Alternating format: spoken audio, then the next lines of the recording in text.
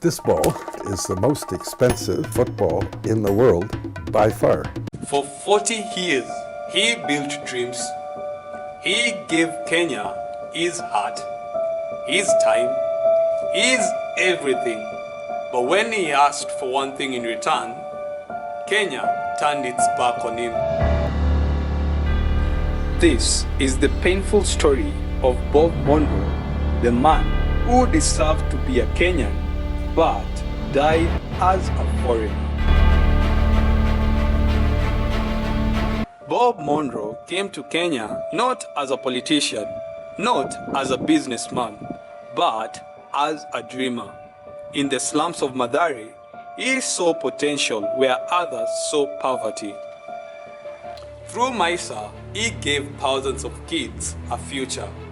Through Mathare United, he put Kenya on the football map.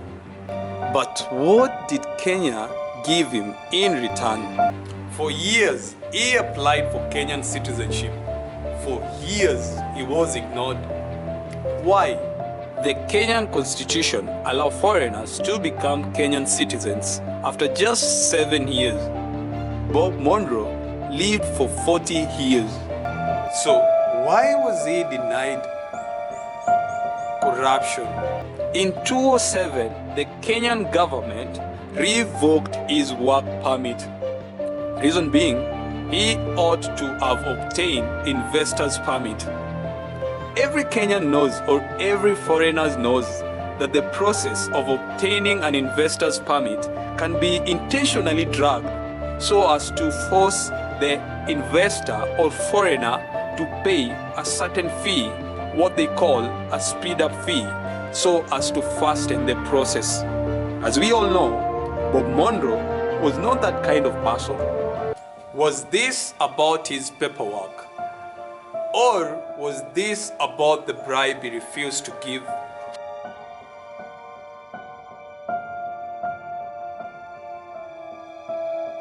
Bob Munro was a pillar of our sports and firm believer in youth development. His drive to make football thrive in Kenya was extraordinary.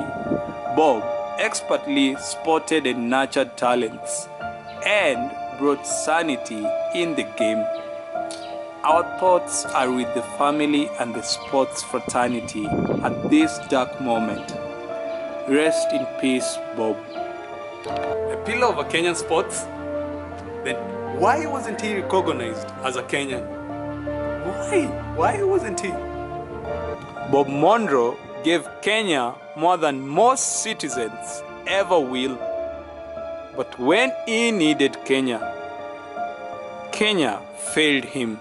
Should Kenya grant him an honorary citizenship, even in death? Should we fix a broken system that ignores the true patriots? Let everyone know so that this never happens again.